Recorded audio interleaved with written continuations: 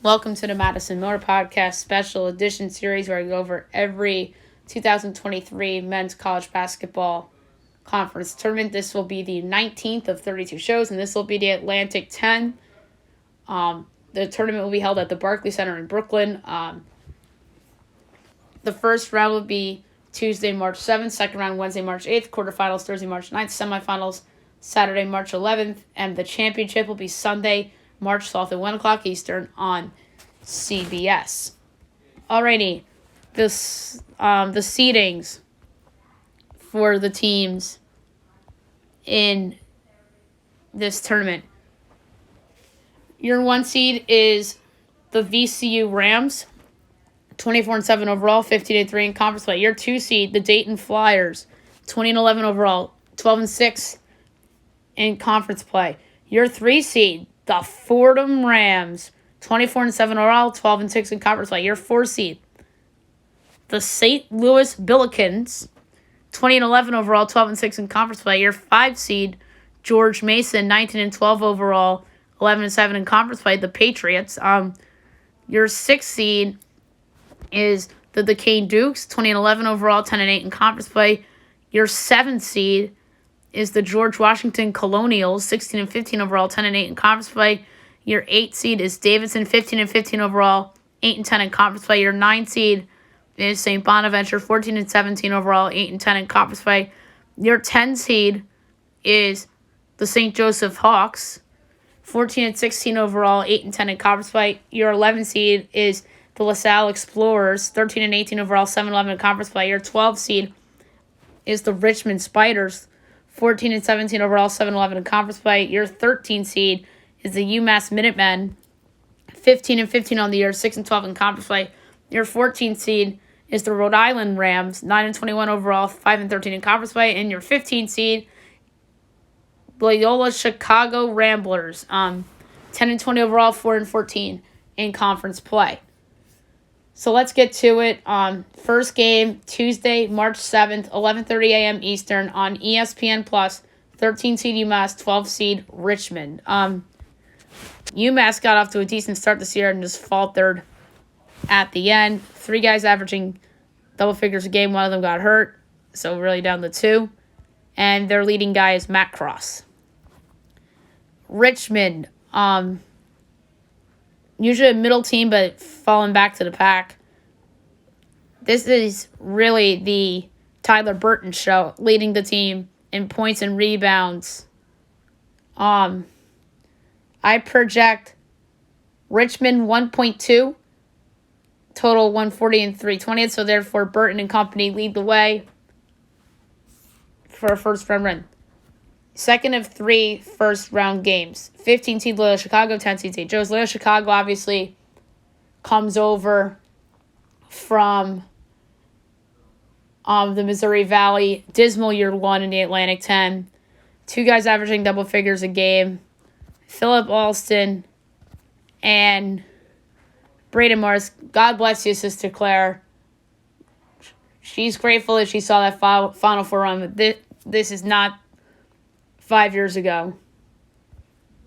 And they're in a much tougher conference now, although weak this year. St. Joe's, 3 guys averaging double figures a game, led by Eric Reynolds, the second, over 19 a game. I project Loyola Chicago actually a half-point favorite over St. Joe's, total 142 and 13-20, so therefore I have Loyola advancing. And the third of 3 first-round games, 14 seed Rhode Island, 11 seed LaSalle. Rhode Island usually was a middle or top-tier team in this conference that they've fallen apart. They were an at-large team a couple times in the tournament. 3 guys averaging double figures a game, led by Ishmael Leggett. And LaSalle hasn't been good in a long time. I remember the last time they were in the dance, and I think they had an auto bid in the A10. 2 guys averaging double figures a game, led by Khalil Brantley. The rare pick'em projection I have here, total 139 and 9/10. So I decided to go with Rhode Island. Second round, Wednesday, March 8th, 11:30 a.m. on the USA Network, where it all begins. 9 seed St. Bonaventure, 8 seed Davidson. Bonaventure was another team that was a contender in this league a long time ago. 3 guys averaging double figures a game, led by Darryl Banks. And Davidson, same thing. They were a contender in this league a while ago, too. 2 guys averaging double figures a game, led by Foster Lawyer. I project Davidson 2.5, total 137, and the 20th, so therefore I have Davidson advancing. Second of 4 second-round games, 12 seed Richmond, 5 seed George Mason. 4 players averaging double figures a game on George Mason, led by Josh Aduro. I project George Mason 5.3 over Richmond, so therefore I have George Mason advancing. Third of 4 second-round games, 15 seed Loyola Chicago, 7 seed George Washington. George Washington, I remember they were in the tournament within the last decade one time. They have one of the best scorers in the conference, though, in James Bishop, and they also have another good scorer in the conference in Brendan Adams. I project George Washington 2.3 over Loyola Chicago, so therefore I have George Washington advancing. And the last of 4 second-round games, 14 seed Rhode Island, 6 seed Duquesne. Duquesne, 2 guys averaging double figures per game, led by Day Grant. I project Duquesne 6.8 over Rhode Island, so therefore I have Duquesne advancing. Quarterfinals, Thursday, March 9th, 11:30 a.m., USA Network, where it all begins. 8 seed Davidson, 1 seed VCU.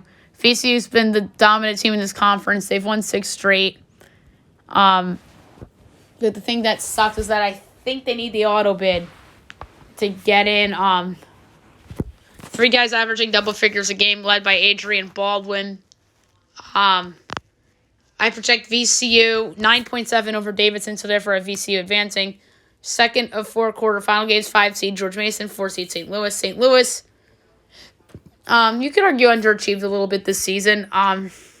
Couple guys averaging double figures a game, led by Gibson Jemerson. I project St. Louis only 1.7 over George Mason, so therefore I have St. Louis advancing. Third of 4 quarterfinal games, 7 seed George Washington and 2 seed Dayton. Dayton's usually a contender in this league. They have 2 guys averaging double figures a game, led by Darren Holmes at 18 a game. I project Dayton by 8 over George Washington, so therefore I have Dayton advancing. In the last of 4 quarterfinals, 6 seed Duquesne, 3 seed Fordham. Fordham, I think, has been the biggest overachiever in this conference this season, led by Darius Quisenberry at 17 a game. I project Fordham 2.5 over Duquesne, so therefore I have Fordham advancing. And the semifinal game, Saturday, March 11th, 1 o'clock Eastern, CBS Sports Network. 4 seed St. Louis, 1 seed VCU. I think this is going to be a decent game. Jimerson, Yuri Collins, and Javante Perkins on one side, and on the other side you have Baldwin Jr., Brandon Johns Jr., and Jalen DeLoach. I project VCU only by 3.2 over St. Louis, so therefore I have VCU advancing. The second of 2 semifinal games, 3 seed Fordham, 2 seed Dayton. This will be another really fun match. Dayton's been there, done that all the time. They have Holmes, and they have another really solid player in Tamani Kamara. And in Fordham, we talked about Quisenberry, and they also have another decent scorer in Khalil Moore. I project Dayton 3.3 over Fordham, so therefore I have Dayton advancing. And the championship game on Sunday, March 12th, 1 o'clock on CBS. It would be Dayton VCU, chalk final. This would be a great game. We talked about both these scores for each of these teams. There's be a lot on the line. I think both teams will play hard. I think both teams have solid head coaches and Mike Rhodes and Anthony Grant. But I just think VCU is the better and the deeper team, led by Baldwin Jr. I project VCU only 2.7 over Dayton, so therefore I have winning the 2023 Atlantic-10 tournament, the VCU Rams. And I think they'll be an auto bid. I think they're very likely to be a 12 seed, and I wouldn't even rule out a 13 seed because I think there are some teams that are in one big leagues that have better resumes than VCU. I wouldn't rule out VCU as a 13 seed.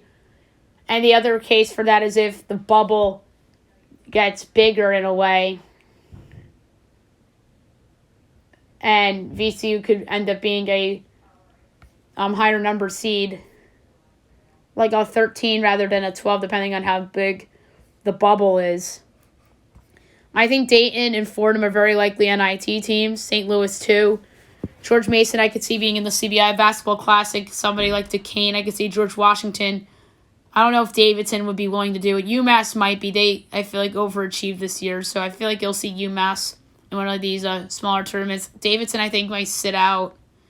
George Washington, I think we'll see in one of them. Duquesne, yes. George Mason, yes. And then St. Louis, Fordham, Dayton, all in the NIT. Alrighty. Most likely team without a double bye to make a surprise run. The A10 tournament, we see this a lot. There's always players that can put the team on their back and have heroic type of performances. I think a likely surprise player in this tournament could be George Washington with Bishop and Adams. I think George Washington can make a surprise run and advance further than people expect, potentially, with the right matchups. Or if they get by Dayton and maybe you're seeing 7 seed George Washington in the semis. Surprise winner of the tournament. I don't know if they can actually win the tournament, George Washington, but if there is a surprise winner of the tournament, maybe the Billikens of St. Louis come together.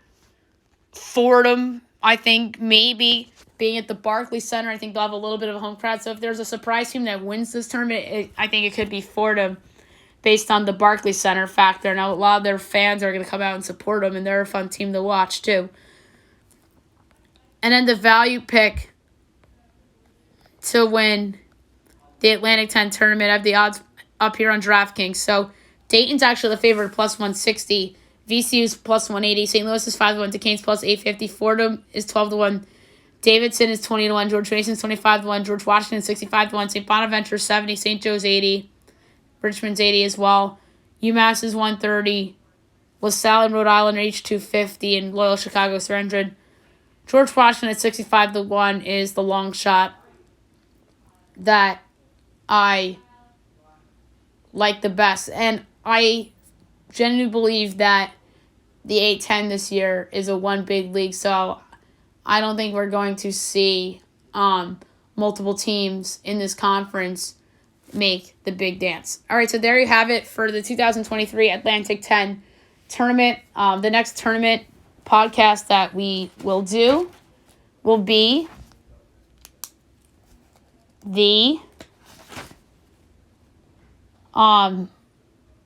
Pac-12. Looks like they're next in line. So keep an eye out for that. And then obviously tomorrow we'll have the regular show in the morning. So a busy day tomorrow for the Madison Miller podcast.